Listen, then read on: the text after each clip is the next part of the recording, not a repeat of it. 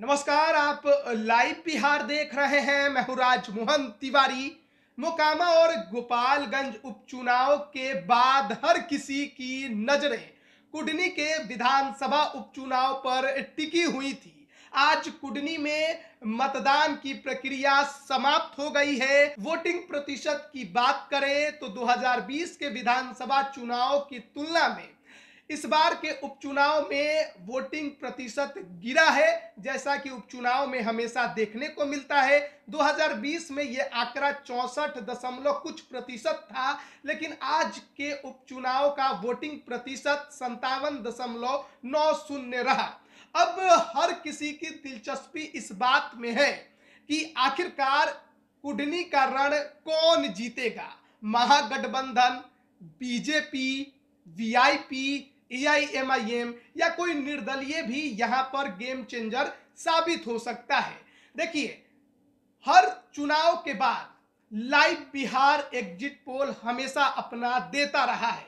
तारापुर, कुशेश्वर स्थान, बोचाहा, मोकामा, गोपालगंज, आप हर exit poll को उठाकर देख लीजिए। लाइव बिहार का एग्जिट पोल हमेशा सटीक रहा है। और आज कुडनी विधानसभा उपचुनाव के दौरान भी हमारे सहयोगी सुंदरम लगातार ग्राउंड पर बने हुए थे, यानी कि हर बूथ से हम इस बात की जानकारी इकट्ठा कर रहे थे कि आखिरकार कुडनी की जनता के मन में क्या चल रहा है, वोटिंग का व्यवहार क्या है, मुद्दे क्या है, नेता कौन है और सबसे अच्छा कुडनी का विधायक कौन बन सकता है। इन तमाम आंकड़ों को जानने, सुनने, बातचीत के बाद हमने तैयार किया है और आज आपको हम बताने जा रहे हैं रिजल्ट से पहले एग्जिट पोल के तौर पर कि कुडनी का विधायक कौन बन सकता है। अब सबसे पहले आपको बताएं कि कुडनी के इस रण में 13 उम्मीदवार मैदान में थे, लेकिन लड़ाई कुछ एक के बीच ही थी।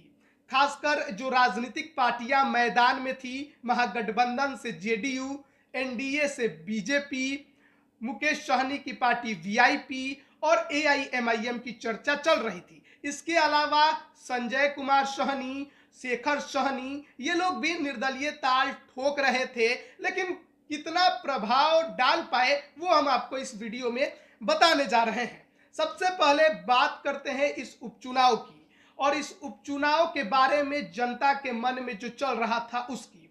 हर किसी से जब हमारे सहयोगी ने बात की और ये पूछा कि आप लोग किसको देखकर वोट कर रहे हैं, तो उनका कहना था कि ना हम जात देखकर वोट करेंगे, ना हम पार्टी देखकर वोट करेंगे, हम विकास के साथ ही व्यक्ति का चेहरा यानी जो उम्मीदवार मैदान में है उसको देखकर वोट करेंगे। और ऐसे में जो छवि है वो बहुत मायने रखती है और मनोज कुशवाहा की छवि को लेकर कुडनी में लोगों के अंदर नाराजगी साफ तौर पर झलक रही थी। और उन्होंने ये कहा भी कि 2015 में महागठबंधन होने के बावजूद, जबकि महागठबंधन की लहर थी, बावजूद मनोज कुशवाहा अगर 12,000 वोट से हार गए तो आप समझ सकते हैं कि उनके प्रति यहाँ की जनता क्या सोच रही थी जब पहली बार महागठबंधन बना था।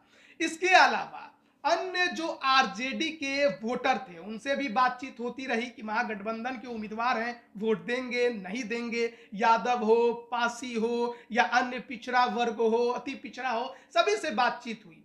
उनका भी यही कहना था कि देखिए, आरजेडी का उम्मीदवार मैदान में होता तो बात थोड़ी अलग होती, लेकिन इस बार जेडीयू के तरफ से उम्मीदवार है, लेकिन उम्मीदवार की जो छवि है वो पसंद नहीं आ रही है। ऐसे में हो सकता है कि उनको इस बार कुडनी में काफी कुछ झेलना पड़ सकता है। खुलकर आरजेडी के वोटर ज्यादा बोल नहीं रहे थे, ऐसे में थोड़ा बहुत अनुमान आप लगा सकते हैं कि वो सोच क्या रहे होंगे। अब बात करते हैं मनोज कुशवाहा जो कि जेडीयू के उम्मीदवार थे, उनके कोर वोटरों की, खासकर कुशवाहा और कुर्मी की। कुशवाहा की बात करें तो कुशवाहा वोटर अधिकतर संख्या में जेडीयू के साथ रहे, क्योंकि एक तो कुशवाहा जेडीयू का कोर वोट बैंक, साथ ही साथ उम्मीदवार भी कुशवाहा जाति से, तो अधिकतर उनके साथ रहे, लेकिन अंत के समय में जो छिटके वो बसावन प्रसाद भगत जो कि पूर्व में मंत्री रहे और अभी बीजेपी के नेता हैं, उनका जो कद रहा उसका असर दिखा कि कुशवाहा समुदाय के लास्ट मोमेंट पे कुछ छूट-फूट वोटर बीजेपी के साथ आए।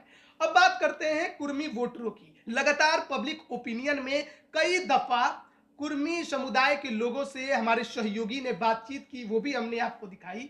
उनका बस एक ही कहना था कि अब जात पर वोट नहीं देंगे। नीतीश कुमार को बहुत देखा, लेकिन अब ये दल बदलू हो गए हैं और आरजेडी के साथ चले गए, तो अब इनको वोट नहीं देंगे। कुर्मी वोटर लगभग 80% बीजेपी के साथ नजर आया, यानी कि नुकसान यहां पर जेडीयू के मनोज कुशवाहा को सीधे सीधे नजर आ रहा है। आरजेडी के वोटरों में अगर यादव की बात करें तो यादव वोट बैंक में इस बार सेंधमारी हो गई है। किसी नेता ने सेंधमारी नहीं की, बल्कि मनोज कुशवाहा के छवि ने उसमें बीजेपी के लिए सेंधमारी कर दी। कई यादवों का यह कहना था आरजेडी किसी को भी उम्मीदवार बना देती, किसी जात से, किसी समुदाय से, किसी को भी, तो हम वोट कर देते, लेकिन मनोज कुशवाहा के नाम पर वोट नहीं करेंगे। हालांकि अंत के समय तक उन्हें खूब मनाने की कोशिश की गई, लेकिन यहां भी नुकसान महागठबंधन को झेलना पड़ेगा। कई परिवार हैं या कहिए गांव हैं जो यादव समाज का, जो बीजेपी को इस बार वोट करता नजर आ रहा था, और बीजेपी पार्टी के छवि पर नहीं बल्कि केदार गुप्ता के व्यक्तिगत छवि पर, क्योंकि मानना था उनका कि केदार गुप्ता एक अच्छे व्यवहारिक आदमी है और सब किसी से घुल मिलकर रहते हैं।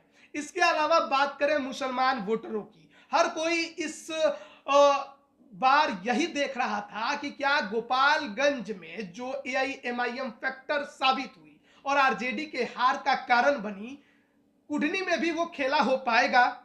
एआईएमआईएम ने गुलाम मुर्तजा अंसारी को उम्मीदवार बनाया था, लेकिन हमारे सहयोगी सुंदरम का ये कहना है कि बहुत लोगों से हमने बात की, लेकिन गोपालगंज का जो हाल था उसको देखने के बाद कुडनी के लोग सजग हो गए थे, खासकर मुसलमान, और उनका कहना था कि ये वोट कटवा है, इसको वोट देने का मतलब है कि अपना वोट बर्बाद करना और साथ ही साथ महागठबंधन को हरवा देना, बीजेपी को जितवा देना।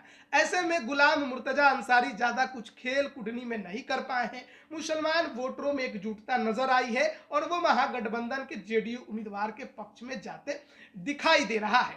अब इसके अलावा अगर बात करें हम सहनी समुदाय की, निषाद समाज या मल्लाह समाज जिसे लोग कहते हैं, मुकेश सहनी के उम्मीदवार वीआईपी के तरफ से नीलाभ कुमार सवर्ण समुदाय से आने वाले मैदान में खड़े थे, तो एक तो ये बात साफ लग रही थी कि वीआईपी का वोट जो है वो मुकेश सहनी के पास रहेगा।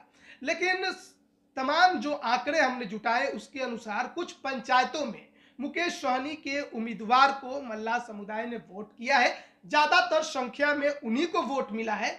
लेकिन अजय निषाद का भी असर इस बार कुडनी में देखने को मिला है, बोचाहा में नहीं मिला लेकिन कुडनी में देखने को मिला है, और काफी हद तक 5-6 हजार वोट बैंक जो है वो बीजेपी के साथ भी गया है। लेकिन वीआईपी के लिए अच्छी खबर यह है कि भूमिहार वोटरों का एक वर्ग नीलाभ कुमार के साथ गया है, यानी यहां बीजेपी को नुकसान हुआ है। बीजेपी इस बार एक बार फिर भूमिहार वोटरों को एकजुट नहीं कर पाई, हालांकि ज्यादा अंतर से नहीं लेकिन कुछ हद तक एक वर्ग जो है वो नीलाभ कुमार के साथ गया है और उसने वीआईपी के उम्मीदवार को वोट किया है। ऐसे में जो तमाम आंकड़े हमारे सामने आ रहे हैं, चाहे वैश्य समाज का हो वो बीजेपी के साथ रहे हैं, राजपूत समाज में बिखराव हुआ है लेकिन ज्यादातर संख्या बीजेपी के साथ ही नजर आ रही है। पासवान समुदाय का यहाँ 14-15 हजार ही वोट बैंक है और उसमें अगर पोलिंग 50% हुई होगी तो मान के चलिए ज्यादातर बीजेपी के पक्ष में है। ब्राह्मण समुदाय एकजुट बीजेपी के साथ नजर आया, भूमिहार में छिटपुट जरूर हुआ, कायस्थ समाज जो है वो बीजेपी के साथ नजर आया है इस बार। और इन तमाम आंकड़ों पर नजर डालने के बाद ये लगता है कि बीजेपी इस बार कुडनी में पलड़ा अपना भारी कर चुकी है और इसका सबसे बड़ा खामियाजा जो है वो भुगतने का कारण है कि जेडीयू अपने कोर वोट बैंक को एक साथ नहीं रख पाई। साथ ही साथ जो आरजेडी के वोटर हैं, खासकर यादव समाज, उनके बारे में कहा जाता है कि वो एक तरफा वोट करते हैं आरजेडी के समर्थन में, लेकिन जेडीयू के उम्मीदवार को वो पूर्ण रूप से वोट देने को लेकर आश्वस्त नहीं थे और उनको खूब मनाने का प्रयास किया गया। ये भी एक बड़ा कारण रहा, लेकिन वो माने नहीं है, ऐसी खबर है। मनोज कुशवाहा के हार के पीछे एक और बड़ा चेहरा उभर कर सामने आ सकता है और वो है अनिल सहनी। अनिल सहनी जो कि 2020 में आरजेडी से यहाँ के उम्मीदवार बने थे, घोटाले के मामले में फंस गए, सजायाफ्ता हो गए, तो विधायकी चली गई, जिसके बाद ये उपचुनाव हो रहा था। लेकिन जेडीयू उम्मीदवार के ऐलान के बाद जिस प्रकार से उन्होंने विरोध में कई बार आवाज उठाया, उसे देखकर लग रहा था कि वे मनोज कुशवाहा का समर्थन बिल्कुल भी नहीं कर रहे हैं और कहीं ना कहीं ये बताया जा रहा है कि उन्होंने वीआईपी के उम्मीदवार नीलाभ कुमार को अंदर से समर्थन दिया था और इस वजह से 14 से 15 हजार के वोट बैंक के साथ आपको नीलाभ कुमार कुढ़नी के सीट पर दिखाई दे सकते हैं तीसरे नंबर पर। और शेखर सहनी ने भी इस बार महागठबंधन को ही नुकसान पहुंचाया, आरजेडी से बागी बनकर मैदान में उतरे। हमेशा जहां वो कहते थे वहां पर उनके जो समर्थक थे वो वोट डालते थे। पिछली बार आरजेडी के समर्थक के तौर पर उन्होंने अनिल सहनी को वोट किया था, इस बार उन्होंने पूरा वोट बैंक अपने पास खींच लिया, तो इसका भी नुकसान झेलना होगा महागठबंधन को। साथ ही साथ संजय सहनी जो कि बड़े एक सामाजिक कार्यकर्ता के तौर पर जाने जाते हैं, पिछली बार के बिहार विधानसभा चुनाव 2020 में भी वो इस सीट पर चौथे नंबर पर आए थे, 4 से 5 हजार वोट उन्हें मिला था। फिर से 3-4 हजार वोट वो लेकर जाएंगे और कहा यह जा रहा है कि वो जो वोट लेकर जाएंगे उसमें महागठबंधन का ही वोट होगा, क्योंकि वो गरीब, वंचित, शोषित लोगों के ही वोट बैंक को अपने पास रखते हैं, वही लोग उनसे जुड़े हुए हैं। पासी समाज काफी ज्यादा निराश था नीतीश कुमार से, वो हमने देखा भी पटना में जो आंदोलन हुआ और जिस प्रकार से कुढ़नी में भी नीतीश कुमार को लेकर पासी समाज खुलकर बोलता नजर आया। आज तो वोट देने जो लोग गए थे पासी समाज को, उन्होंने भी खुलकर कहा कि हम लालू यादव को वोट देते थे लेकिन नीतीश कुमार को वोट नहीं देंगे। तो ये भी एक बड़ा मुद्दा रहा पासी समाज का, वो है तारीबंदी, शराबबंदी और उसका जो उनको नुकसान होता था। इन तमाम आंकड़ों को देखने, सुनने और समझने के बाद तो ये लगता है कि कांटे की लड़ाई हो सकता है कि जेडीयू और बीजेपी के बीच हो जाए, लेकिन पलड़ा बीजेपी का इस सीट पर आपको भारी नजर आ सकता है। अब देखते हैं जब 8 तारीख को रिजल्ट आएगा तो क्या कुछ परिणाम सामने आता है। आप बने रहिए लाइव बिहार के साथ। आप सभी का बहुत बहुत धन्यवाद। लाइव बिहार यूट्यूब पर सब्सक्राइब और फेसबुक पर लाइक जरूर करें।